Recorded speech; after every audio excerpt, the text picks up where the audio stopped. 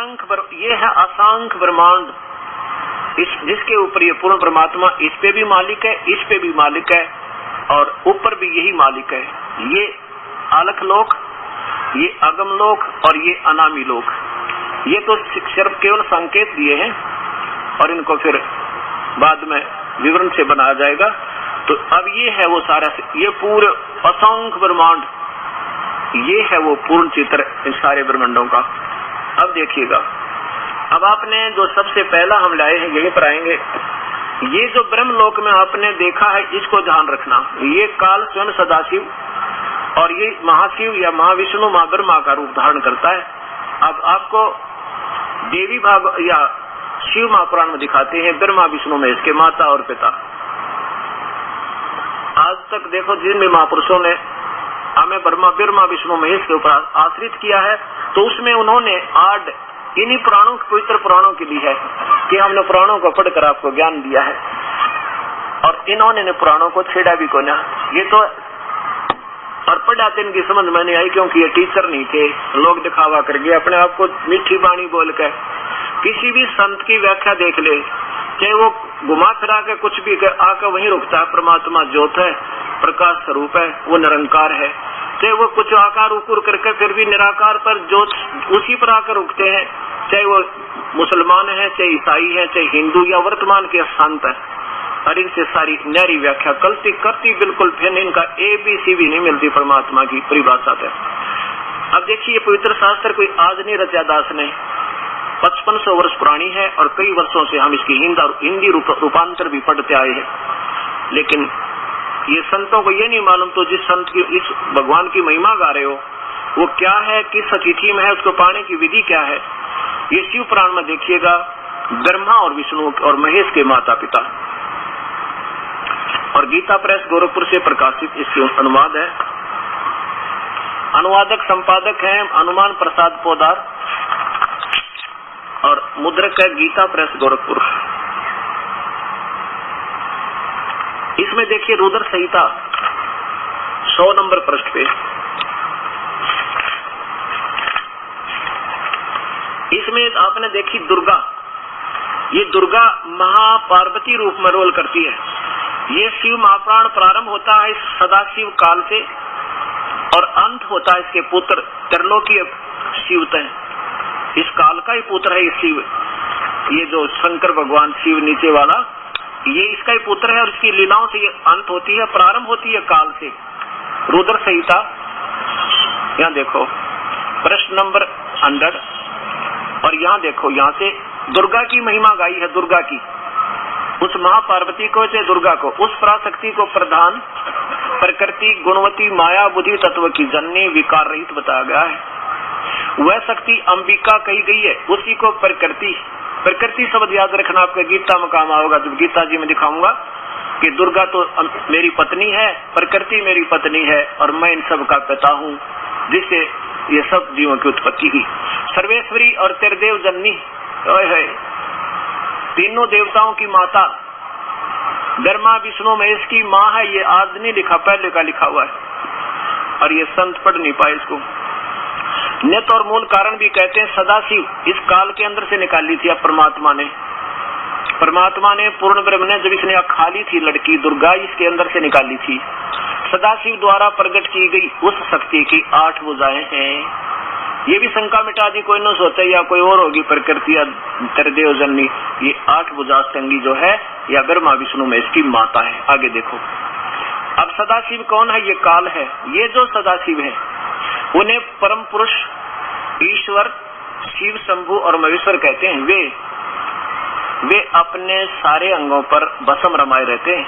उन काल रूपी ब्रह्म ने, इसे काल कहो, सदाशिव कहो, चाहे ब्रह्म कहो, उस काल रूपी ब्रह्म ने एक समय शक्ति के नाथ नहीं, ये साथ है, ये मिसप्रिंट है, इस दुर्गा के साथ शिवलोक नामक यानी वो तमोगुण प्रधान क्षेत्र रचा, निर्माण किया। उस उत्तम क्षेत्र को काशी कहते हैं। आगे देखो, वे प्रिय और प्रियतम रूप पति पत्नी रूप में शक्ति और शिव, ये दुर्गा और ये काल ब्रह्म जो परमानंद स्वरूप है, उस मनोरथ क्षेत्र में नित्य निवास करते हैं। शिव और शिवा ने प्रलय काल में भी उस क्षेत्र को अपने सानिध्य से मुक्त नहीं किया। नीचे देखो, देवर से ब्रह्मा जी बता रहे अपने पुत्र नारद को, एक समय उस आनंद वन में रमण करते हुए शिवा माने दुर्गा और शिव ये ब्रह्म काल के मन में इच्छा हुई कि किसी पुत्र की उत्पत्ति करें, कोई बेटा पैदा करें, उस ये सोचकर पुरुष की सृष्टि करें। ऐसा निश्चय करके शक्ति सहित दुर्गा के साथ पति पत्नी व्यवहार में जो सर्वव्यापी परमेश्वर के ज्ञान तो है नहीं, ब्रह्म आप बेहोश पड़ा था, चलो जैसा भी, सर्वेश्वरी परमेश्वर शिव ने अपने बाम बांग के 10वें अंग पर अमृत मल दिया। फिर तो वहां से एक पुरुष प्रकट हुआ, पति पत्नी व्यवहार किया, क्योंकि ये गुप्त लिखा जाता है, तो उससे एक पुत्र उत्पन्न हुआ। उसका नाम क्या रखा, यहाँ देखो, उसका नाम क्या रखा, शिव ने कहा, सदा ये काल ने कहा, ब्रह्म ने कहा, वत्स बेटा व्यापक होने से तुम्हारा विष्णु नाम विख्यात हुआ। सिद्ध हो गया विष्णु की उत्पत्ति शिव और दुर्गा से, यानी शिव जी से, इस काल से और दुर्गा से। यहाँ देखो ब्रह्मा की उत्पत्ति, ब्रह्मा जी अपने पुत्र को बता रहे हैं कि सदा शिव ने पूर्ववत जैसे विष्णु उत्पन्न किया, प्रयत्न करके मुझे भी उत्पन्न कर दिया। इससे क्या सिद्ध हो गया, ब्रह्मा और विष्णु की उत्पत्ति शिव तय काल, ये तो ऐसे तो काल और दुर्गा से। अब यहाँ ये लेखक असमंजस में पड़ गया, भी कैसे शिव से उत्पत्ति शिव की कैसे लिखूं, या तो बात जची दी, इसने आप गोलमोल कर दिया। ये आगे चल के देखो, फिर ये 4 बता दिए, ये 9वां अध्याय अंत हुआ, ये 9वां अध्याय है, इसके लास्ट में इस प्रकार ब्रह्मा विष्णु और रुद्र, ब्रह्मा विष्णु और रुद्र इन तीनों देवताओं में गुण है, रजगुण ब्रह्मा, सतगुण विष्णु, तमगुण शिव जी, परंतु ये शिव गुणातीत माने गए। ये चौथा कौन होया फिर शिव, ये काल है, आपके सामने है, ये कौन है, ये काल है। ये 4 हो गए, ब्रह्मा विष्णु और रुद्र, ब्रह्मा विष्णु महेश, इन तीनों देवताओं में गुण है, परंतु ये शिव ये काल इनसे न्यारा है, इनके अंदर नहीं रहता, ये इनसे बाहर है। ये तीनों हो गए सिद्ध, ब्रह्मा विष्णु और महेश की उत्पत्ति दुर्गा और काल से। अब आपको दिखाता हूँ देवी भागवत महापुराण, उसमें पहले थोड़ा सा मौखिक सुनाऊंगा, तो 2 मिनट का सत्संग, उसके बाद ये पवित्र शास्त्र आपके बहुत अच्छी तरह समझ में आएगा। एक बार जन्मेजय ने श्री वेद व्यास जी से पूछा, क्या पूछा कि हे भगवान, हे ऋषिवर, मुझे इस एक ब्रह्मांड की रचना के बारे में बता दो। ये अभी तक एक ब्रह्मांड से नहीं सुलझ पाए, ना यहाँ के महर्षि और ना ये ब्रह्मा विष्णु में, इस तक इस एक ब्रह्मांड की जानकारी इनको पूर्ण नहीं है, क्योंकि ब्रह्म लोक में भी ये नहीं जा सकते अपनी इच्छा से। ये तो उस काल ही अपनी शक्ति देता है, जिसको ले जाना वहां पहुंचा देता, बाकी नीचे रहते। तो उसने क्या कहा कि मुझे एक ब्रह्मांड के बारे में बताइए, रचना कैसे हुई। व्यास जी ने कहा कि राजन, एक बार मेरे मन में भी शंका आई थी और मैंने इसके समाधान के लिए महर्षि नारद जी से प्रार्थना की थी। तो उन्होंने मुझे बताया कि वेद व्यास जी, मेरे मन में भी एक बार ये जिज्ञासा हुई थी कि ये ब्रह्मांड रचा कैसे गया। तो मैंने अपने पिता ब्रह्मा जी से यही प्रश्न किया था जो आज आपने मेरे से करा। और व्यास जी कहते हैं कि जो नारद जी ने मुझे बताई वो सुन ले अपनी आत्मकथा। व्यास जी को बता रहे हैं कि हे व्यास जी, मैं एक बार अपने पिता ब्रह्मा के पास गया और मैंने ब्रह्मा जी से, अपने पिताजी से पूछा कि पिताजी ये ब्रह्मांड की रचना कैसे हुई। ब्रह्मा जी कहते, बेटा नारद, के बताऊं, मैं जब उत्पन्न हुआ ना, मैं कमल के फूल पर बैठा था और मुझे नहीं मालूम मैं कहाँ से आ गया, विश्व का जल में कहाँ से आ गया मैं। उसके बाद मैंने 1000 वर्ष तक तो ये खोज करी भाई ये कोई पृथ्वी पा जा, पर नहीं मिली। फिर आकाशवाणी हुई कि तप करो, मैंने 1000 वर्ष तक तप किया। फिर आकाशवाणी हुई कि सृष्टि करो, मैंने सोचा किसकी सृष्टि करूं, कोई पृथ्वी दिखाई देती नहीं। इतने में मधु और कैटब नाम के 2 राक्षस आ गए। उनसे डर कर मैं उस कमल का डंठल पकड़कर नीचे उतरेगा। नीचे पहुंचा तो क्या पाया कि एक चतुर्भुज भगवान विष्णु शेष तैया पर बेहोश पड़े थे। और उसमें से फिर मेरे जाने के बाद उसमें से एक प्रेतनी निकली, भूत की तरह, वह दुर्गा बार निकली, जिससे वो बेहोश कर रखा था। ये काल बड़ा जाल फैला रखा है इसने। विष्णु जी को बेहोश किया हुआ था और उसमें से एक औरत निकली जो वह देवी थी और आकाश में छा गई। उसके गहने मुझे स्पष्ट दिखाई दे थे। भगवान विष्णु ने फिर मधु और कैटब के साथ युद्ध किया, फिर उनकी मृत्यु हुई। हम 2 थे, मैं और विष्णु। इतने में शंकर ये रुद्र भी वहीं पर आ गया। हम तीनों को देवी ने कहा कि बेटा तुम अपना अपना काम सुनो। ब्रह्मा शरीर बनावा, विष्णु पाला, शिव जी मारे। किस लिए ये ना बताया किस लिए। तो वो कहने लगे हे माता, ब्रह्मा बता रहा कि हमने कहा माता कोई पृथ्वी नजर नहीं आ रही, हम कहाँ करें इस कार्य को। इतने में देवी मुस्काई।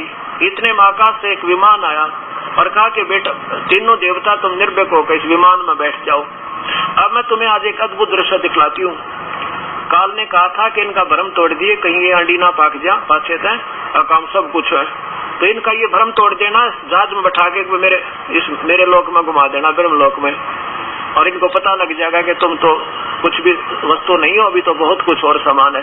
तो इस देवी ने तीनों को बैठाकर उसमें विमान को आकाश में उड़ा दिया। विमान कहाँ पहुंचा ब्रह्मा जी बताते हैं कि पहले उसमें पहुंचा महास्वर्ग में, वहाँ एक इंद्र बैठा था। और उसके बाद हमारा विमान कहाँ गया, एक ब्रह्मा उसमें रजोगुण प्रधान क्षेत्र में, ब्रह्मा के लोक में। ये ब्रह्मा स्वयं काल बनकर बैठा वहाँ पे। तो वहाँ एक ब्रह्मा और देखा और हम विमान में बैठे थे। तब मेरे साथ बैठे हुए विष्णु और शिव ने मुझसे पूछा कि चतुरानंद ये ब्रह्मा कौन है दूसरा। मैंने कहा मुझे नहीं मालूम भगवान ये ब्रह्मा कौन, मैं कौन हूँ, ये कौन है, अपना क्या करते हुए, मैं तो चक्कर काट गया मेरा दिमाग। इतने में विमान हम दूर से दिखा रहे हैं, वो नजदीक नहीं, इतनी दूर से दिखा रहा। इतने में विमान आगे कहाँ पहुंचा, एक उस तमोगुण प्रधान क्षेत्र में, जहाँ से एक त्रिनेत्रधारी एक शंकर और निकला जो नंदी वृषभ पर विराजमान थे। उसको देख कर हमारे साथ बैठे हुए शिव का जो है जो आश्चर्य का ठिकाना नहीं रहा। इतने में हमारा विमान आगे चल पड़ा। कहाँ पहुंचा, उसमें जहाँ एक विष्णु और बैठा था।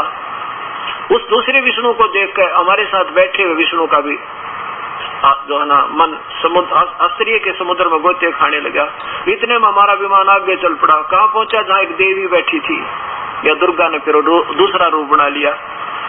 उस देवी को देखकर ये क्या बताते हैं कि हमने तो इस देवी को कभी नहीं देखा। इतने में विष्णु जी को चेतना दे दी। विष्णु जी कहते कि मैंने देखा था इस देवी को जब मैं छोटा सा बालक था, ये मुझे पालने में दुला रही थी और मैं बालक रूप में था जब मैंने इसको देखा था। अब अपनी आंखों देखिए इसी सच कथा को। अभी तक तो ये कथा आपने सुनी थी, पहले ये लगी होगी जैसे दंत कथा, लेकिन ये सच कथा और ये अमर कथा आज तक हमारे पास नहीं पहुंची। इसके कारण ये हमें सत्य भी असत महसूस होती है, और सत्य को सत्य आपके हरदम जमाने के लिए 25 प्रमाण देने पड़ेंगे इस दास ने, जब आप मानोगे कि वास्तव बात ज्यों की तो है। श्री मद देवी भागवत गीता प्रेस गोरखपुर से प्रकाशित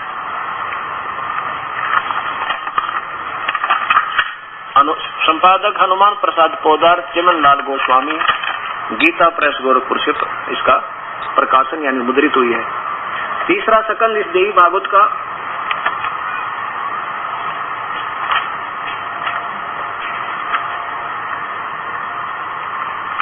अब दुर्गा की महिमा सुनिए पहले। तीसरा स्कंद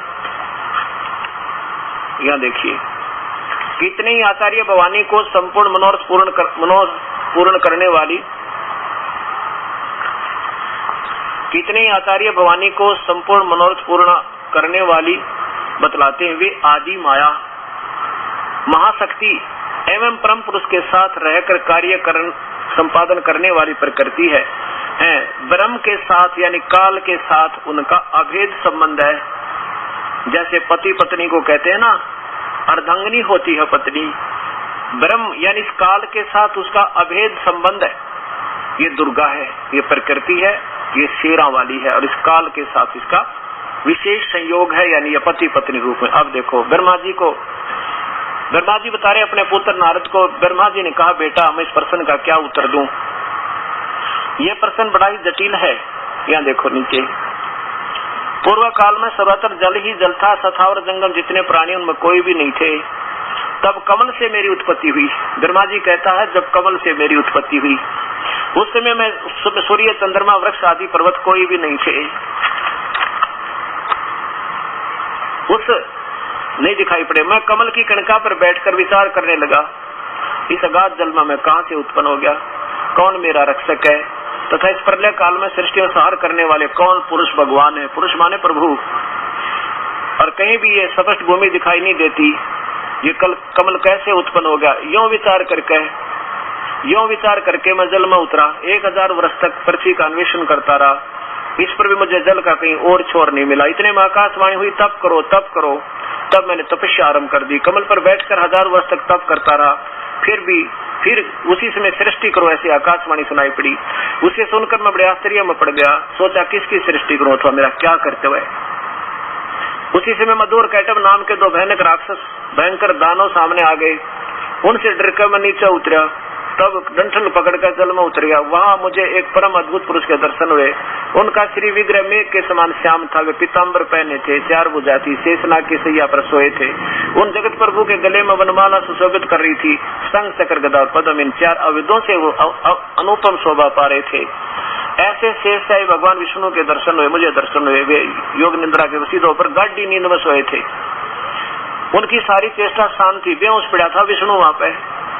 शेषनाग की सैया पर सोए उन प्रभु को देखकर मेरा मन चिंतित हो उठा। इतने में भगवती योग निद्रा याद आ गई। मैंने उनका सत्वन किया। वे कल्याणमयी भगवती, ये विशेषकर देखने की बात है, वे कल्याणमयी भगवती विष्णु जी के शरीर हैं। विग्रह माने शरीर से निकलकर अत्यंत रूप धारण करके आकाश में विराजने लगी।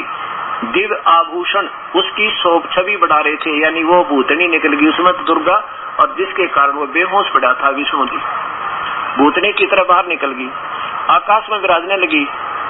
योग निद्रा विष्णु के शरीर से अलग होकर आकाश में विराजने लगी। तब तुरंत श्री हरि उठ बैठे। बेहोश पड़े थे, होश में आ गए। कोमा में रखते हैं ये बेहोश और प्रवृत्त करते रहते हैं, इनको भी कोई शुद्ध बुद्धि नहीं देती है। उन्होंने मधु और कैटब के साथ 5000 वर्ष तक घमासान लड़ाई की। तब वे दैत्य मरे। 5000 वर्ष तक भगवान विष्णु 2 राक्षसों को नहीं मार सका। इसे समर्थ शक्ति भी नहीं है। और मरे कब? जब पहले देवी के कटाक्ष से मधु और कैटब मोहित हो गए थे। इसके बाद भगवान विष्णु ने गोद में लिटाकर उनके प्राण रहित कर दिया। वो देवी नीचे आई और ये दोनों राक्षस बुरी नजर से उस लड़की के रूप देखने लगे, तो पीछे से भगवान ने मारा। तो अब मैं और भगवान विष्णु 2 थे। वही रुद्र भी प्रकट हो गए और रुद्र भी वहां पटक दिया, ठा गया, तीनों इकट्ठे कर दिए। अब हम तीनों को भगवती अद्या शक्ति के दर्शन हुए। दुर्गा के, वह तो पहले भूतनी की तरह आकाश में खड़ी थी। उन्होंने देखकर मनमुग्ध हो गया। हमने उनकी उत्तम स्तुति की। तब ये आदि माया हम लोगों से कहने लगी। देवी ने कहा, ब्रह्मा विष्णु और महेश्वर, तुम भली भांति सावधान होकर अपने अपने कार्य में संलग्न हो जाओ। सृष्टि, सतिथि और संहार। सृष्टि क्या होती है? बाई फोर्स, यानी विषय वासना प्रेरित करके जीवों की उत्पत्ति करवाना ब्रह्मा की ड्यूटी है। और सतिथि का अर्थ होता है एक दूसरे मोह ममता रखे, संपत्ति के अंदर आस्था। मर तो कल जावा हम बेशक, पर आस्था छूट नहीं सकती। ये बाई फोर्स जबरदस्ती हमारे अंदर भगवान विष्णु वाला गुण यानी सतोगुण के कारण हम इसमें फंसे रहते हैं। और सतिथि और संहार, ये अपने पता है मृत्यु करता भगवान शंकर। ये तुम्हारे कार्य है। इन मान इसको आगे को ब्रह्मा जी कहते हैं भगवती अद्या शक्ति की ये वाणी बड़ी मधुर थी, सुंदर सुखप्रद थी। हमने शपथ सुनी। हम लोगों ने उनसे कहा, माता हम किस प्रकार ने प्रजाओं आदि के सर्जन करने के आदि कार्य में सफल हों। विस्तृत भूमि का अभाव है, सभी स्थान जल मगन है, पंचभूत आदि कुछ भी नहीं है। हमारी बात सुनकर कल्याणमयी स्वरूपिणी भगवती का मुखमंडल मुस्कान से भर गया, हंसी करता हुआ। इतने में एक सुंदर विमान आकाश से उतराया। तब उन देवी ने हमें आज्ञा दी, देवता और निर्भीक होकर इच्छा पूर्वक विमान में प्रवेश कर जाओ। ब्रह्मा विष्णु और रुद्र, आज मैं तुम्हें एक अद्भुत दृश्य दिखलाती हूँ। हमने देवी की बात सुनकर उसको शिरोधार्य कर लिया। उस रतन जड़ित विमान में चढ़कर हम लोग बैठ गए। ऊपर देखो, हम तीनों देवताओं को उस पर बैठे देखकर देवी ने अपने सामर्थ्य से विमान को आकाश में उड़ा दिया। वो विमान कहाँ पहुंचा? मन के समान तीव्र गति से चलने वाला वे विमान जिस अपरिचित स्थान पर पहुंचा, या नीचे देखो, अक्षर के बाद वह दूसरे स्थान पर पहुंचा। वहां हमने देखा एक अनुपम नंदनवन था। वहां देखा तो एक महाभाग श्री इंद्र विराजमान थे और साथ में उनकी प्राण प्रिय पत्नी सती भी थी। आगे उसके बाद कहाँ गया ये देखो, अक्षर के बाद इतने में हमारा विमान तेजी से चल पड़ा और दिव्य धाम ब्रह्मलोक में जा पहुंचा। संपूर्ण देवता उसके सामने नगर ये है। वहां एक दूसरे ब्रह्मा विराजमान थे। ये विचार करने की बातें हैं कि एक तो वहां आगे बैठा था और एक तो आगे मिला, एक 3 ये विमान में बैठे थे। वहां एक दूसरे ब्रह्मा विराजमान थे। उन्हें देखकर भगवान शंकर विष्णु को बड़ा आश्चर्य हुआ। भगवान शंकर और विष्णु ने मुझसे पूछा, चतुरानंद ये अविनाशी ब्रह्मा कौन है? मैंने उत्तर दिया, मुझे कुछ नहीं पता नहीं, सृष्टि का दृष्टा ये कौन है? भगवान मैं कौन हूँ? ये कौन है? हमारा क्या उद्देश्य है? इस उलझन में मेरा मन चक्कर काट रहा है। इतने में मन के समान तीव्र गतिगामी वह विमान तुरंत वहां से चल पड़ा, कैलाश के सुर में शिखर पर जा पहुंचा। यहाँ देखो, वहां विमान के पहुंचते एक भव्य भवन से त्रिनेत्रधारी भगवान शंकर निकले हुए नंदी वृक्ष पर बैठे थे। अब तीसरे कहाँ पहुंचे? यहाँ देखो, अक्षण भर के बाद वह विमान उस शिखर में भी पवन के समान चाल से उड़ा और बैकुंठ लोक में उस सतोगुण प्रधान क्षेत्र में पहुंच गया। वहाँ भगवती लक्ष्मी का विलास भवन था। बेटा नारद, वहाँ मैंने जो संपत्ति देखी उसका वर्णन करना मेरे लिए असंभव है। उस उत्तमपुरी को देखकर जो हमारे साथ विष्णु बैठा था उसका मन आश्चर्य के समुद्र में गोते खाने लगा। वहाँ एक विष्णु और विराजमान थे। विराजमान माने बैठे थे। वहाँ एक कमल लोचन श्री हरि विराजमान थे। उसके बाद कहाँ चला? इतने में हमारा पवन से बातें करता हुआ वह विमान तुरंत उड़ गया। वह आगे अमृत के समान एक मीठे जल का समुद्र जल मिला। आगे देखो तो वहाँ क्या देखा? उसमें वही एक मनोहर द्वीप था और उस द्वीप पर कौन था? एक सुंदर उसमें सुंदर पलंग, उस द्वीप में एक मंगल में मनोहर पलंग बिछा था, सुंदर रतन जड़े थे। उसमें कौन था? उस उत्तम पलंग पर एक दिव्य रमणी बैठी थी। वे ऐसी प्रभावपूर्ण देवी थी मानो करोड़ों बिजलियां एक साथ चमक रही हो, करोड़ों लक्ष्मियों से भी अधिक सुंदर थी। आगे देखो, हम विमान से उतर गए। वहां जाकर देवी ने कहा कि नीचे उतर आओ।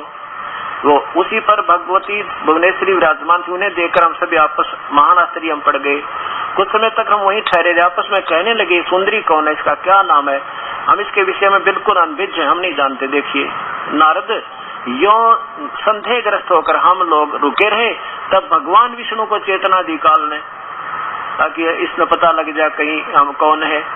तो बता दिया कि तब भगवान विष्णु ने चारु सायनी भगवती अपनी माँ को देखकर विवेकपूर्वक निश्चय कर लिया कि ये भगवती जगदम्बिका है। तब उन्होंने कहा कि ये भगवती हम सभी की आदि कारण अर्थात अपनी माता है। महाविद्या महामायन के नाम है। ये पूर्ण प्रकृति है। प्रकृति दुर्गा को कहते हैं, ये भी याद रखना। आगे देखो, उसके बाद ये क्या बताता विष्णु जी कि मैंने ये देवी जब देखी थी, मैं छोटा सा बालक था।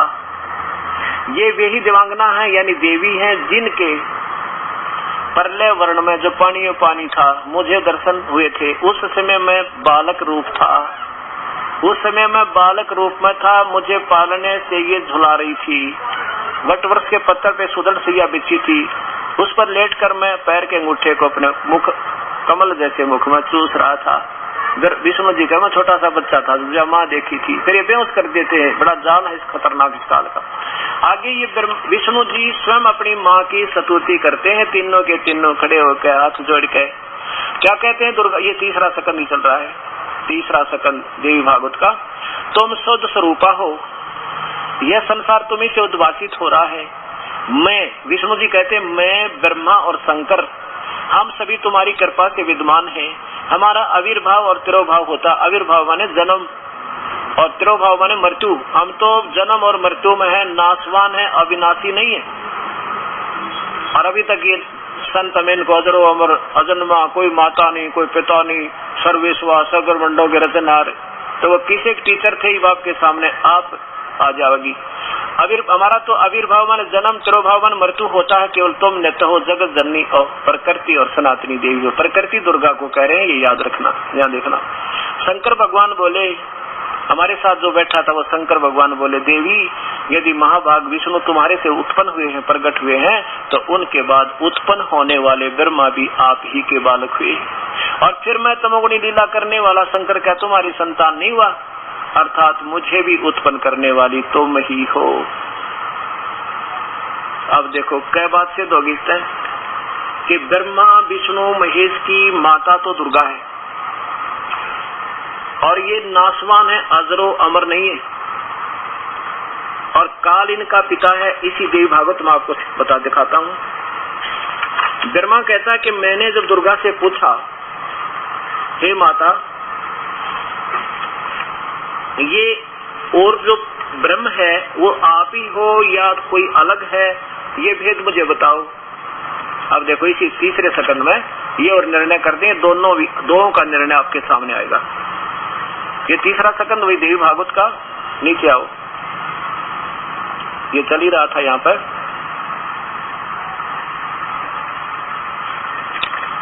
यहाँ देखो तीसरे सेकंड में ही ब्रह्मा ने पूछा, इस प्रकार मैंने जब भगवती ब्रह्मा जी कहते हैं जगदम्बिका से निविन पूर्वक कहा, पूछा, क्या पूछा कि तो और ब्रह्मा और आप एक ही हो क्या? यहाँ देखो इस पूछा था। इस कोई ये पूछा था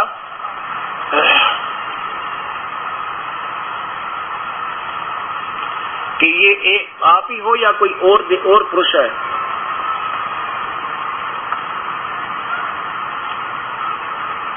यह लिखा,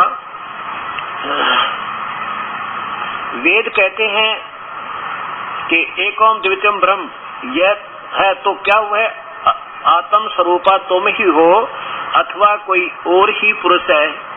मेरे संदेह को दूर करने की कृपा करें, इससे महान पुण्य प्रभाव से मुझे किसी महान पुण्य से आपका जो है सेवा मिले। देखो क्या बोली दुर्गा। ब्रह्मा जी कहते मेरे ऐसे पूछने में देवी ने कहा मैं और ब्रह्म एक ही है, क्योंकि यह डरती नहीं बताती। इसने कहा था मेरा भेद किसी को दे देगी, मेरे से बुरा नहीं होगा। ये ऐसे डरा रहा था दुर्गा को बेचारी को, या लावारिस होगी, वहां अपने पति पिता ने छोड़ के आएगी, इस काल का फंस गई, इसका डर के मारी आधीन है इसको। कहती मैं और ब्रह्म एक ही है, और केवल मुझ में और उस ब्रह्म इन ब्रह्म में कभी भी किंची मात्र का भेद नहीं है। जो वे हैं वही मैं हूँ और मैं हूँ जो वे हैं। बुद्धि के भ्रम से भेद प्रतीत हो रहा। और यहाँ देखो दो बता रही है, क्या कहती है ये तीसरा स्कंद, यहाँ देखिए। देवताओं, दुर्गा ने कहा, यहाँ देखो कोई कठिन कार्य, ये ऊपर देखो, अब मेरा कार्य सिद्ध करने के लिए विमान पर बैठकर तुम लोग शीघ्र पधारो, जाओ। कोई कठिन कार्य उपस्थित होने पर मुझे समन करोगे तो मैं तुम्हारे सामने आ जाऊंगी। देवताओं, मेरा और सनातन परमात्मा का, उस ब्रह्म का, मेरा और तुम्हारे पिता का तुम सदा ध्यान सदा करते रहना चाहिए। हम दोनों का, अब दो हो गए, वहां तक कहती हम दोनों में कोई फर्क नहीं, हम दोनों का समन करते रहोगे तो तुम्हारे कार्य सिद्ध होने में किंचित मात्र भी संदेह नहीं रहेगा। अब क्या सिद्ध हो गया कि ब्रह्मा विष्णु महेश के माता पिता कौन? दुर्गा और ये काल ज्योति निरंजन ब्रह्म। अब ये गीता काल ने बोली है, ब्रह्म ने। ये सारी भूमिका इस गीता के ऊपर बन रही है, ताकि आप इस पवित्र गीता शास्त्र को फिर समझ सको इसमें क्या अनमोल रतन छुपा हुआ है। अब यहाँ समस्या ये पैदा करेंगे ये अनजान संत, इन बड़ी आत्माओं को क्यों ठेका ले रखा है इनको गुमराह करने का। ये कहेंगे नहीं वो गुण तो कोई और होते, क्योंकि गीता एक सांकेतिक शास्त्र है। ये चारों वेदों का सार है। इसमें 4 वेद बड़े विस्तृत हैं और इसमें ज्यादा सांकेतिक शब्द है। और गीता में ये लिखा कि अर्जुन जो वेदों का सही जानकार होगा ना, वही शास्त्र को समझा होगा ना, सबके बस की बात नहीं। अब इसमें क्या लिखा है कि रजगुण ब्रह्मा, रजगुण तमगुण सतगुण तीनों ये दुर्गा से उत्पन्न, प्रकृति से उत्पन्न तीनों गुण। अब ये रजगुण ब्रह्मा है, सतगुण विष्णु, ये तो शिव पुराण ने भी सिद्ध कर दिया। और इसके साथ साथ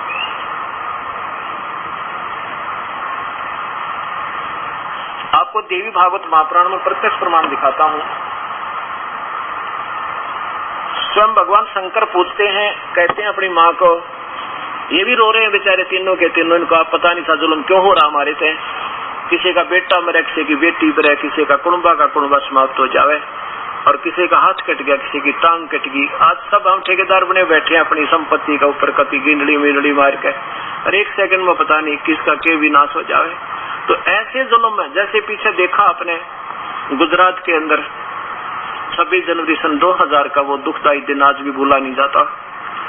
जिन परिवारों ने सारा जीवन खो दिया था उस 3-4 मंजिल की इमारत बना के, और उसी के नीचे दबकर 2 मिनट में खत्म हो गए, ढूंढे नहीं पाए। ऐसा ये काल का जाल है। तो ये होता किसके कारण है? भगवान शंकर के द्वारा होता है। किसी प्रकार का उपद्रव चाहे यहाँ होता है, ये मीडिया इसको इसी ने बनाता है काल, क्योंकि एटम बम बना लिया और रिमोट उसके हाथ में है, जब दबा दे ये अपनी पूरी वो दिखा देता है। ये फिर बाद में साइंटिस्ट इसमें ऐसे ये हो गया था फलाना कुछ हो जाओ, होने वाली बात हो चुकी, अच्छा आइडिया लगाए जाओ क्या हो बुझते हैं। अब यहाँ देखिएगा, ये है देवी भागवत महापुराण पवित्र शास्त्र जो वेद संस्कृत, हिंदी और संस्कृत दोनों है।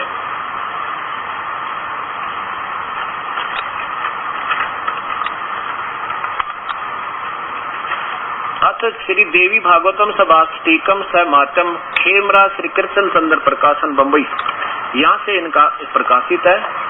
और देखो अब इसमें तीसरा सकंद देखिएगा, ये दूसरा समाप्त हुआ, तीसरा अथ श्रीमद देवी भागवते भाषा टीका युक्ते तृतीय सकंद प्रारंभते। इसमें शुरू में ही भगवान शंकर स्वयं कहते हैं, ये 7वां श्लोक समाप्त हुआ, मंत्र 8वां प्रारंभ होता हिंदी। हे माता, शंकर जी बोल रहे हैं, यदि हमारे ऊपर आप सदा दया युक्त हो तो हमको तमोगुण में किस प्रकार प्रदान किया, ब्रह्मा रजोगुण और हरि सतोगुण। फिर देखो ये 7वां अंत हुआ, 8वां प्रारंभ होता है। हे माता, यदि हमारे ऊपर आप सदा दया युक्त हो तो हमको तमोगुण में किस प्रकार प्रदान किया। शंकर जी कह रहे हैं ब्रह्मा रजोगुण और हरि सतोगुण क्यों बना दिया। संस्कृत भी देखिए, ये 7वां अंत हुआ, 8वां प्रारंभ हुआ। यदि दया धर्मना न सदाम्बिके कथम अहम विहित है, मुझे क्यों बना दिया तमोगुण। और कमल जय माने कमल से उत्पन्न होने वाले ब्रह्मा को देख यहाँ रखो, कमल जय कमल से उत्पन्न होने वाले ब्रह्मा जी को रजोगुण संभव रजोगुण क्यों बढ़ा दिया। और सुवित किमो सतोगुण हरि यानी विष्णु को आपने क्यों सतोगुण बना दिया।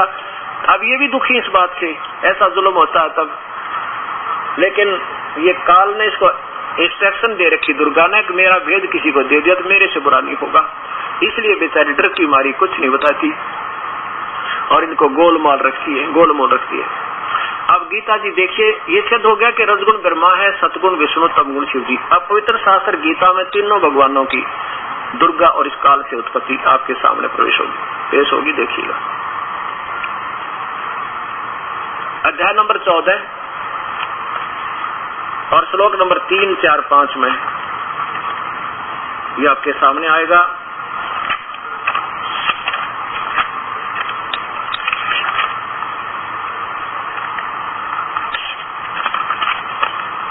अध्याय नंबर 14 और श्लोक मंत्र नंबर 3 और में देखिएगा।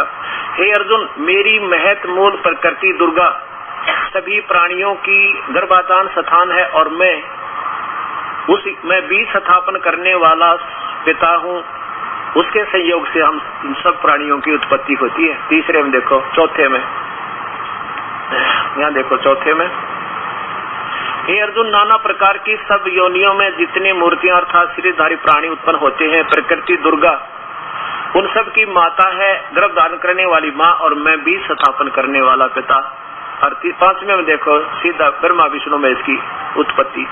ये सतगुण विष्णु, रजगुण ब्रह्मा, तमगुण शिवजी, प्रकृति संभवा दुर्गा से उत्पन्न तीनों गुण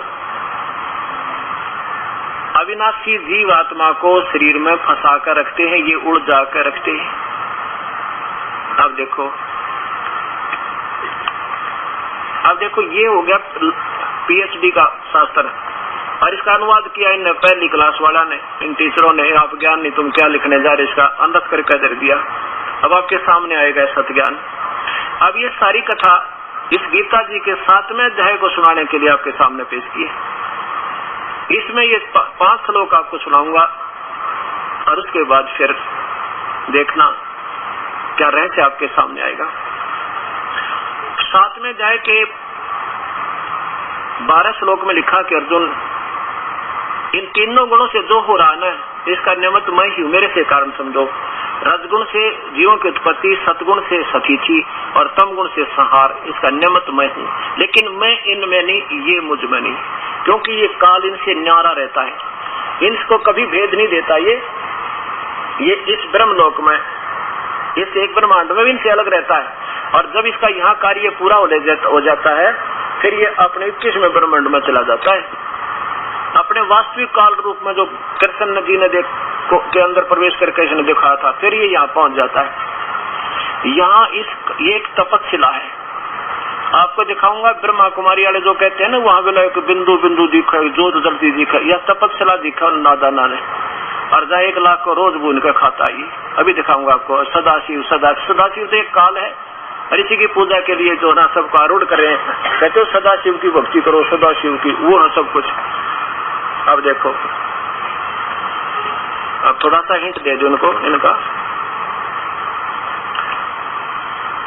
अब ये क्या बताते हैं कि काल गीता किसने बोली? कहते श्री कृष्ण ने नहीं, उसमें सदाशिव ने प्रवेश करके बोली, और वही पूजा के योग है, उसी की पूजा करनी चाहिए। अन्योना विरायु काल है जिसकी तुम पूजा कराने के आदेश दे रहे हो। इस काल ने ऐसे भ्रमित किया हुआ सभी को।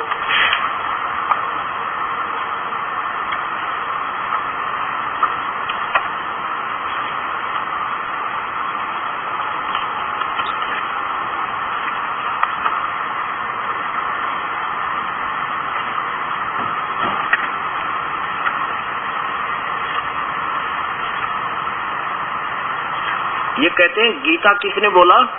कि सदाशिव ने। अब एक बताओ, जब वो सदाशिव काल गीता बोल ही गया, तो अब दोबारा क्या बोला भाई? वो अब बोला है तो वो तो बोल नहीं सकता, क्योंकि गीता से भिन्न वाणी आ रही है उनकी। इसका मतलब है उसमें कोई भूत बोल रहा है वो लड़की में, और सबको गुमराह किए हुए। देखिए ये ब्रह्मा साप्ताहिक पाठ्यक्रम और प्रजापति ब्रह्मा कुमारीश्वरीय विश्वविद्यालय, पांडव भवन, आबू पर्वत, राजस्थान। इसमें ये क्या बताते हैं? क्या गीता के भगवान को जानना जरूरी है? ब्रह्मा कुमारी कहती है हाँ, जीवन में पवित्रता, सुख और शांति की प्राप्ति के लिए इस प्रश्न का बहुत गहरा संबंध है। देखिए गीता के भगवान के महावाक्य, हे वत्स, तो मुझे याद कर और मैं तुझे सब पापों से मुक्त कर दूंगा। वैसे तो ये कल सुनाऊंगा सारी कथा इनकी, पर चैप्टर दूसरा है इसलिए ज्यादा ना सुनो। ये कहने का भाव ये है कि श्री कृष्ण में प्रवेश करके ये देखो कि यही बात स्पष्ट जान पड़ती है कि गीता का ज्ञान वास्तव में सर्व आत्माओं के परमपिता ज्योत स्वरूप ये काल है। मुक्ति, जीवन मुक्त आदि आदि परमपिता शिव ने दिया। परमपिता शिव ये काल है, और बिल्कुल ठीक है। इस काल ने गीता श्री कृष्ण में प्रवेश करके गीता बोली, और ये नौके यही पूजा के योग्य है। इसी की और नौके उसका आकार कोई नहीं, केवल एक बिंदु दिखाई देता है। और निराकार कहते हैं उसको, ना साकार कहते हैं। कहते वो भगवान जो है निराकार है। निराकार माने उसका शरीर नहीं है। क्या दिखाई देता? केवल एक बिंदु दिखाई देता, बिंदु ज्योत दिखाई देती है। और वो ज्योत क्या है ना, तपस्या दिखे वहां पर, जहाँ पर 1 लाख ने जीव न खावे, और उसको ये देख कर प्रसन्न होते रहते हैं बोली आत्मा।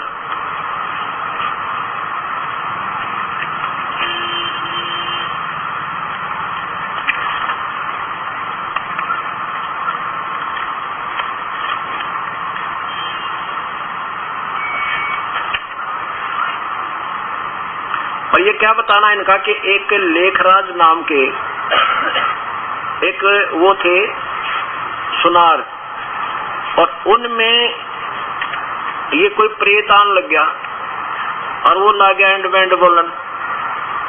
और इसने फिर आगे ये देखो, इसको कहते हैं जिसमें काल बोला उसने ब्रह्मा कहते हैं हम।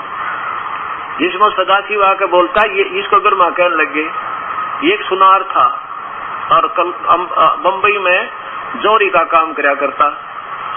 पुण्यात्मा थी पिछले जन्म की, फिर भूत बढ़न लग गया। इसने आगे अपनी नारी छोरी उस काल ने शुरू कर दिया। देखो प्रजापिता परमात्मा शिव इन्हीं की मानवी तन में प्रविष्ट शान्विष्ट अथवा अवतरित होते हैं। इन्हीं के कमल मुख द्वारा वे ईश्वरीय ज्ञान का तथा प्राय लुप्त सहज राजयोग की दीक्षा देते हैं, और तथा पवित्रता एवं दिव्य गुण संपन्न जीवन के आदर्शों को प्रस्तुत करते हैं। वो कहते हैं शिव जी इसमें आवे काल भूत। अब कृष्ण आके के गहरे कर गया, देखो इसमें आके के कर देगा। अब देखना आपके सामने जो प्रमाण आना था, ये दास तो बताना चाहता था कि सबकी बुद्धि इस काल के हाथ में आज तक। आज के बाद इस ज्ञान न सुन के कोई कभी पाक जाइए अपने आप में, पर आज तक इनके पास एक अक्षर का ज्ञान नहीं है, जो भगवान के निकट भी नहीं है लोग। अब मैं जो कहना चाहता था कि गीता जी के 4 श्लोक ये आपने सुनाता हूँ। ये काल कहता है कि अर्जुन, तीनों गुणों से, रजगुण ब्रह्मा से, सतगुण विष्णु से, तमगुण शिव जी से जो कुछ भी हो रहा है ये मुझसे जान, लेकिन मैं इनमें और ये मुझ में नहीं है। ये पवित्र गीता जी अध्याय नंबर 12 का श्लोक नंबर 7 का श्लोक नंबर 12 से लेकर 15 तक आप देखिएगा। अध्याय नंबर 7 और श्लोक नंबर 12। इससे पहले तो ये काल कहता मैं रस हूँ, औषधियां का जल हूँ, फलाना हूँ, कोई बात नहीं, ये तो इतना तो है ये। और भी जो सतगुण से उत्पन्न होने वाले भाव, रजगुण से होने वाले और तमगुण से होने वाले भाव हैं, इन सबको मुझसे होने वाले ऐसा तू जान, परंतु वास्तव में उनमें मैं और वे मुझ में नहीं है।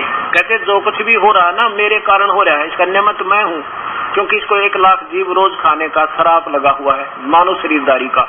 आगे देखो 13वें में कहा है कि गुणों के कार्य रूप सात्विक, राजस और तामस, इन तीनों प्रकार के भाव से ये सारा संसार प्राणी समुदाय यानी तीनों भगवानों पर, ब्रह्मा विष्णु महेश तक की पूजा से, इनसे होने वाले अक्षणिक सुख पर ये मोहित है, आश्रित है। इसलिए इन तीनों गुणों से परे ब्रह्मा विष्णु महेश से परम शक्ति मुझ अविनाशी को नहीं जानता। क्या कहते हैं कि ये काल भी अपने आप में झीक रहा है, कहते हैं ये मेरी पूजा भी ना करते ब्रह्म की, ये भी तीनों गुणों तक सीमित है। आगे देखिए 14 में। अब क्या लिखा कि क्योंकि यह अलौकिक अर्थात अद्भुत त्रिगुणमयी तीनों भगवानों के द्वारा जीव को जो फंसा रखा यहाँ पर, बड़ी ये मेरी त्रिगुणमयी माया मेरी बड़ी, नीचे देखो, बड़ी दुस्तर है। ये त्रिगुणमयी मेरी माया बड़ी खतरनाक है, और जो मेरी पूजा करता है इनसे ऊपर, जो व्यक्ति, जो साधक केवल मुझको ही निरंतर भजते हैं, वो इस माया का उल्लंघन कर जाते हैं, अर्थात इनसे ऊपर उठ जाते हैं। जैसे अब थोड़ा सा उदाहरण दूंगा आपको, यहाँ क्यों कहा काल ने। अब जैसे एक तो मंत्री होता है एक प्रांत का, और एक मुख्यमंत्री होता है। ये काल तो एक ब्रह्मांड में मुख्यमंत्री, और इसके पुत्र तीनों ये मंत्री हैं इसके।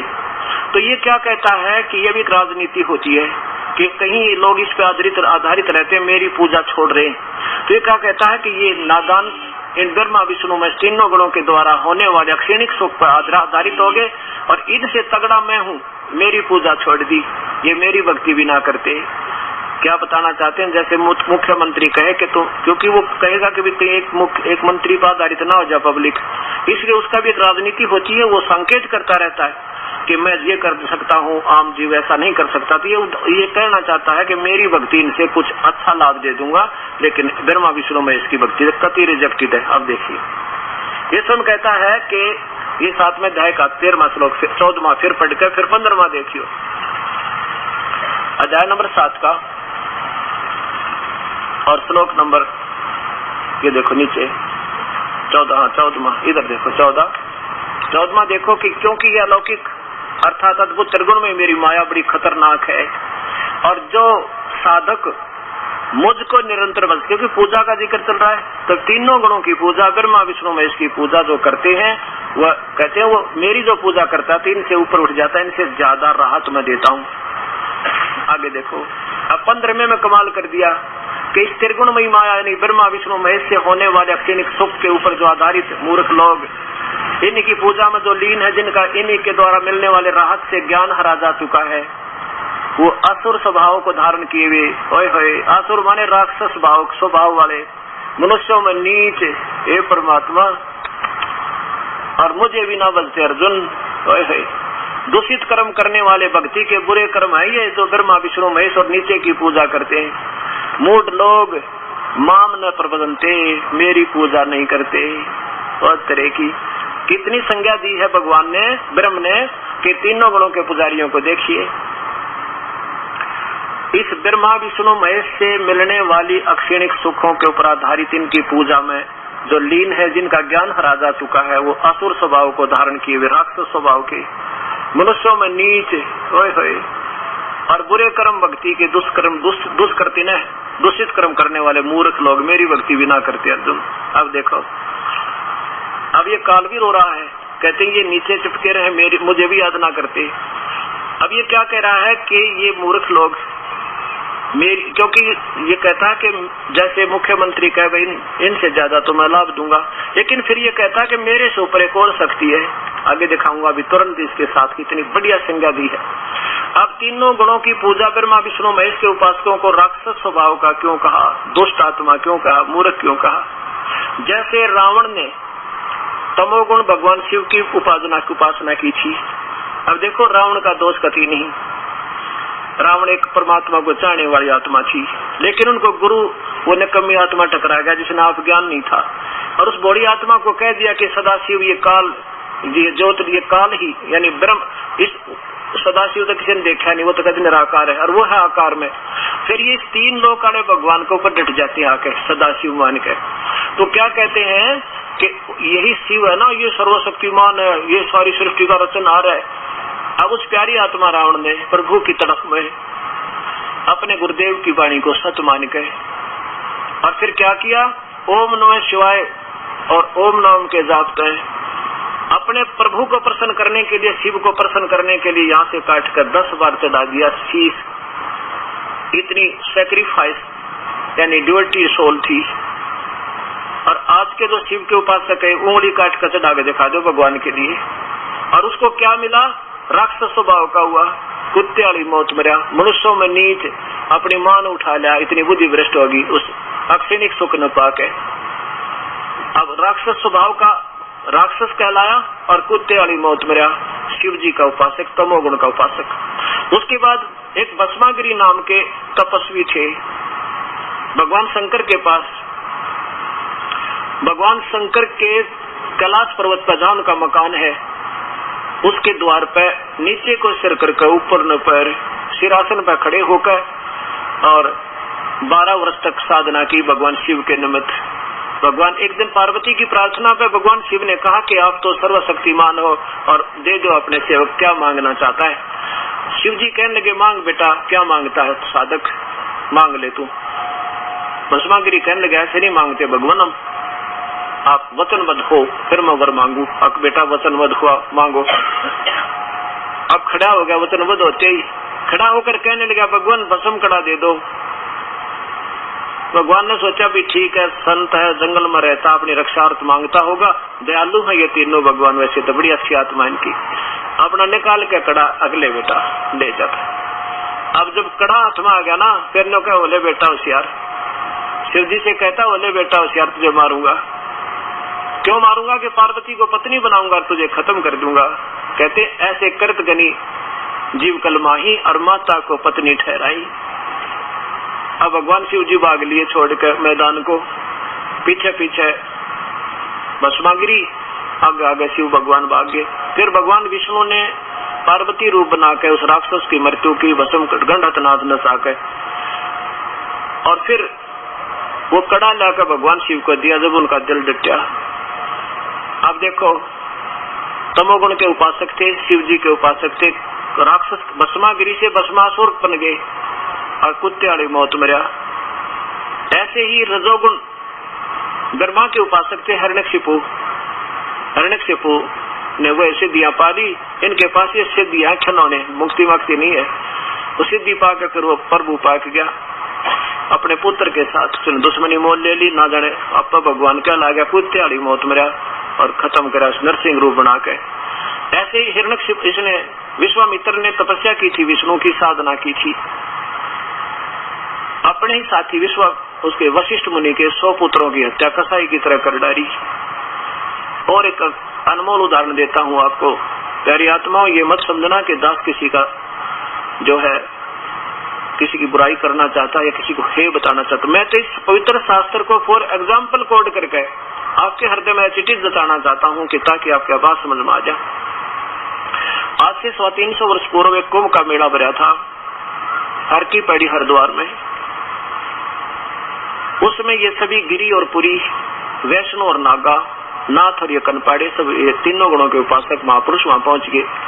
वैसे तो ये शास्त्र विरुद्ध साधना है किसी तीर्थ पर जाने की या किसी ऐसे कुंभ के मेले में नहाने की गीता में प्रमाण नहीं है, तो वो शास्त्र विरुद्ध साधना।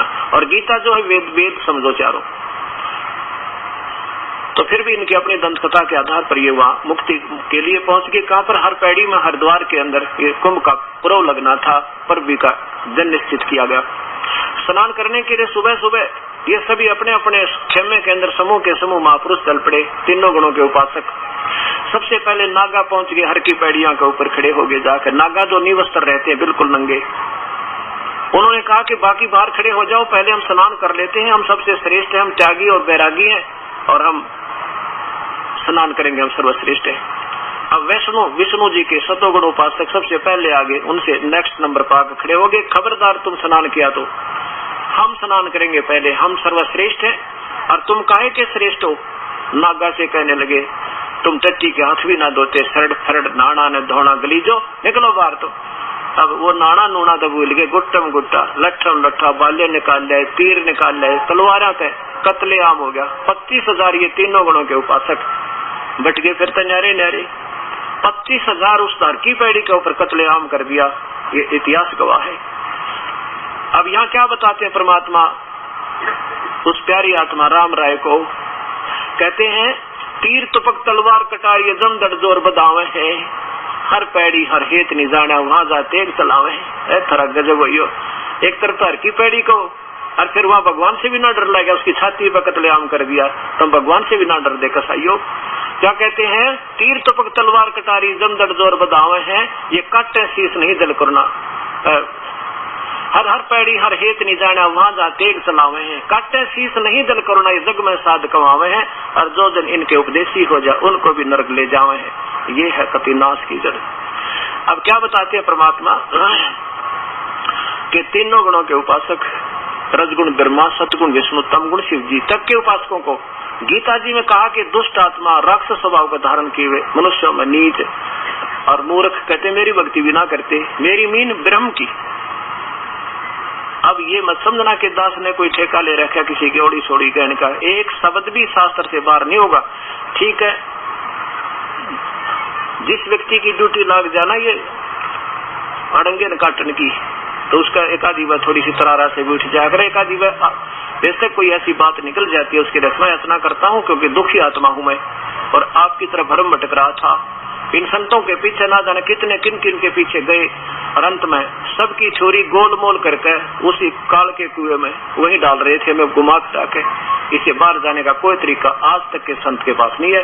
केवल उस परमपिता परमेश्वर कबीर साहब ने छोड़कर, या उन महापुरुषों ने जिनको उनके साक्षात दर्शन हुए, उनको त्याग कर ये छुरी किसी के पास नहीं थी। आखिर ये काल क्या कहता है कि अर्जुन ब्रह्म बोल रहा है गीता को, ब्रह्म, परब्रह्म, पूर्ण ब्रह्म, तीन परमात्मा, ईश्वर परमेश्वर। अब क्या कहता है कि मेरी भक्ति भी 4 प्रकार के करते हैं। कौन कौन से? यानी ब्रह्म साधना वेदों अनुसार कौन शुरू करता है? ओम नाम के जाप का। एक तो अर्थार्थी, अर्थार्थी माने जिसने अपना धन दान कमाने की तरीका जंतर मंत्र करके वो ओम नाम से प्रारंभ वेदों अनुसार करता, वो मेरा भक्त। और दूसरा जो अर्थ का अर्थ होता संकट निवारण के लिए वेदों अनुसार साधना कर, और नहीं वो दूसरे मंत्र नहीं बोलता, जय गणेश देवा, ये नहीं करता, वो ओम से यानी वेदों के मंत्रों से ये चाहता रात। और तीसरा जिज्ञासु कौन होता है? जिसने केवल ज्ञान कलेक्ट करने की आदत पड़ गई और कंठस्थ करके 20-30 श्लोक चौधरी पाकन की तो सभा में जाकर धारा हुआ संस्कृत बोलता रहे और 20-30 वाह करनी हो जाए तो गुरु बन गया। कहते वो भी ये तीनों मेरे काम के नहीं। चौथा जो है वो ज्ञानी कौन है? जिसको ये पता लग गया कि परमात्मा के पाए बिना जीवन मनुष्य व्यर्थ है हमारा, ये मिट्टी किससे काम नहीं आवे, और भगवान की भक्ति करे जो है ना इसका सही लाभ होगा। और वो फिर वेदों को पढ़ा उन्होंने, वेदों में क्या पाया कि केवल एक पूर्ण परमात्मा की भक्ति करनी चाहिए। यही गीता में दिखाऊंगा आपको। चारों वेद और गीता एक प्रमाण देती है। ब्रह्म बोल रहा है वेदों को और ब्रह्म बोल रहा है गीता को। ब्रह्म कहता है कि मेरी भक्ति करने से ये लाभ है, लेकिन मेरी भी अनुतम घटिया है मेरी साधना भी, ब्रह्म कहता है। वो परमात्मा कोई और है जिसकी भक्ति करने से जन्म और मृत्यु का कष्ट तेरा पूर्ण रूप से कट जाएगा। तो इन ऋषियों ने जो वेदों को पढ़ा, इन्होंने अपनी सोच से क्या आइडिया लगा लिया, वेदों में और गीता जी में क्या है, साधना तो लिखिए ब्रह्म तक की ओम नाम के जाप और 5 यज्ञ, और महिमा कलम तोड़ गाई है कोई और भगवान है। लेकिन उसके बारे में खुद कहता है ये जो गीता बोलने वाला भगवान और वेदों को बोलने वाला प्रभु कि मैं नहीं जानता उस परमात्मा के बारे में। वो तो कोई संत आवेगा अर्जुन और वो बताओगा सारे ब्रह्मांडों के बारे में, और फिर उससे वो मंत्र लेगा अपना बेड़ा पार करवाना। अभी आपको गीता जी में दिखाऊंगा प्रमाणों का। तो इन ऋषियों ने ओम नाम के जाप को पूर्ण ब्रह्म का मान के, ये है तो ब्रह्म का जाप। अब देखो 8वें अध्याय के 13वें श्लोक में ये काल कहता है कि मुझ ब्रह्म का तो केवल एक अक्षर का नाम है, दूसरा मंत्र को नहीं, और उसको जाप करना। ये सोच के इन महापुरुषों ने अपना तन मन धन ला के ये गीता जी और 13वें श्लोक में स्पष्ट किया है कि मुझ ब्रह्म का तो केवल एक ओम नाम है और दूसरा मंत्र नहीं, एक अक्षर ओम। ये 8वां अध्याय 13वां श्लोक देखो, 13वां मंत्र संस्कृत दिखाऊंगा, ये तो इनकी समझ में नहीं आओ। ओम इति एकाक्षरम माम ब्रह्म, मुझ ब्रह्म का तो केवल एक ओम अक्षर, ये एक अक्षर ओम जाप है। व्याहरण अनुस्मरण, मेरे अनुस्मरण यानी स्मरण का, मेरे पूजा का तो केवल मुझ ब्रह्म का एक ओम जाप है। और ये कैसे करना? अंतिम सांस तक, ये प्रयाची तजन देहम, अंतिम सांस तक शरीर छूटे इतने, ये याति परमाम गति, वो मेरी परम गति को प्राप्त होता जो मेरा ओम नाम का जाप जपता है। अब क्या बताता है वेदों में, ये तो इन्होंने देख लिया ओम नाम का जाप। ऐसे यजुर्वेद के 40वें अध्याय के 15वें श्लोक में लिखा है कि ओम कर्तु समर कलवे समर कर्तुम समर, ओम नाम का जाप काम करते करते सुमर करो, विशेष कसक के साथ सुमरण करो, और मानव शरीर का प्रथम करते हो समझ कर स्मरण करो। तो इन ऋषियों ने सोचा ये ओम नाम ही पूर्ण ब्रह्म का होगा।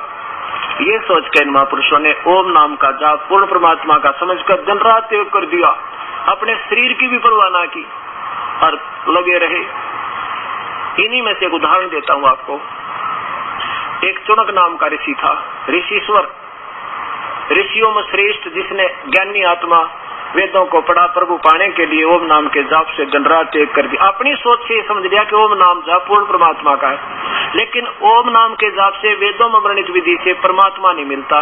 गीता जी के 11वें अध्याय के 48वें श्लोक में आपको दिखाऊंगा। इससे और लाभ होते हैं। क्या होता है? सिद्धियां आ जाएंगी, और फिर ब्रह्मलोक जब आपको दिखाया था ना, वहाँ एक स्वर्ग है, महास्वर्ग, वहाँ पहुंच जाओगे। और वहाँ इस ब्रह्मा विष्णु महेश के उपासक जाते हैं, नीचे का एक लोक स्वर्ग है। इस नीचे के स्वर्ग में इस ब्रह्मा विष्णु महेश के उपासक केवल इस स्वर्ग में जाते हैं, और इसमें अक्षणिक सुख और यह सांसारिक सुख फिर नरक में, यही नरक है, और फिर 84 लाख दुनिया के चक्कर में हमेशा रहते हैं शीघ्र। और ब्रह्म साधक कहाँ पहुंच जाते हैं? इस महास्वर्ग में आ जाता है। देखिए, ब्रह्म का साधक इस महास्वर्ग में आ जाता है। यहाँ पर एक महास्वर्ग है, और इसमें हजारों युगों तक भी वो पुण्यात्मा अपने पुण्य कर्मों की मलाई ने खा के, लेकिन फिर भी मृत्यु है, फिर भी मरेगा वो। लेकिन ये कहता है कि इनसे तो अच्छा मैं राज्य, यहाँ तो 10 वर्ष और यहाँ 1000 युग, यहाँ तो स्वर्ग में ये रहेंगे 10 वर्ष, और ओम नाम के साधक यहाँ मन मान रहे 1000 युग, लेकिन मृत्यु फिर भी है। क्योंकि काल कहता है तेरे और मेरे अर्जुन मेरे जन्म हो लिए, तू नहीं जानता मैं जानता हूँ। वो परमात्मा कोई और है जिसकी भक्ति से जन्म और मृत्यु तेरी सदा समाप्त होगी। अब इस ऋषि ने खूब साधना की हजारों वर्षों तक। अब राम नाम ओम, भगवान तो मिलता नहीं इससे, इसलिए इन्होंने अपनी सोच के शास्त्र बनाकर कह दिया भगवान निराकार है। कहते हैं हाथ ना पहुंचा अंगूर खट्टे, इनके साथ न बन गई। अंत में एक दिन क्या हुआ कि मानधाता चक्रवर्ती राजा था, उसकी 72 करोड़ सेना थी उसके पास। चक्रवर्ती माने पूरा सम्राट सारी पृथ्वी का। और वो कुछ समय के बाद अपनी एक परीक्षण करते हैं कि कोई तेरे अंतर्गत कोई नरेश ने, किसी छोटे राजा ने तेरी प्रभुता को अस्वीकार तो नहीं कर दिया। तो उसके ये विचार करने के लिए क्या करते हैं, ये परीक्षा लेने के लिए एक घोड़ा छोड़ देते हैं और उसके आगे एक पोस्टर लगा देते हैं कि जिसने राजा की प्रभुता स्वीकार न हो नरेश राजा का घोड़ा पकड़ ले। राजा के पास 72 करोड़ सेना है, वो घोड़ा छोड़ दिया, उसके साथ में हजारों सैनिक दूसरे घोड़ों के ऊपर भेज दिए। वो घोड़ा और वो साथ में सैनिक ऋषि की कुटिया के साथ से गुजरे, सारी पृथ्वी पर घूम कर फिर वापस आए। तो ऋषि ने पूछा भी कहाँ गए थे सैनिकों? सैनिकों ने कहा कि ऐसे ऐसे हमारे राजा मानधाता चक्रवर्ती है, उनका ये घोड़ा है और हमने ऐसे ऐसे सारे को घुमाए। तो ऋषि ने पूछा इस घोड़े पर बैठा क्यों नहीं कोई भी? तो उन्होंने बताया कि इसमें बैठते नहीं ऋषि जी, ये तो ऐसे ऐसे ऐसे घुमा के लाना था हमने और किसी ने घोड़े को पकड़ा नहीं। ऋषि बोला भी इस घोड़े को पकड़ ले तो क्या हो जा? एक सैनिक हुआ करे मुठड़ से कहने लगे पकड़ दे तो उसकी जो है ना गर्दन तोड़ दे। हमारे राजा की है किसी की हिम्मत हमारे राजा के साथ युद्ध करे? अगर उधर से ऋषि ने भी तरार आ गया, कहने लगे अच्छा भाई अब काल क्या है? ये काल पहले तेने एटम बम बनावे, गलत साधना करवा के, और फिर रिमोट इसके हाथ में, अंदर प्रेरणा कर दियो। अच्छा मेरे सामने ऐसे बोलता है? कहने लगा भाई मैं पकड़ लूं तो इस तुम्हारे राजा के घोड़े ने। वो एक सैनिक बोला कंगाल तेरे दाने तो खाने को नहीं है, और घोड़ा पकड़ा तो मानधाता चक्रवर्ती का पता है 72 करोड़ सेना हमारे राजा की। ऋषि बोला भाई मैंने पकड़ लिया तुम्हारे राजा का घोड़ा और बांध दो मेरे वृक्ष पे। उन्होंने उस वृक्ष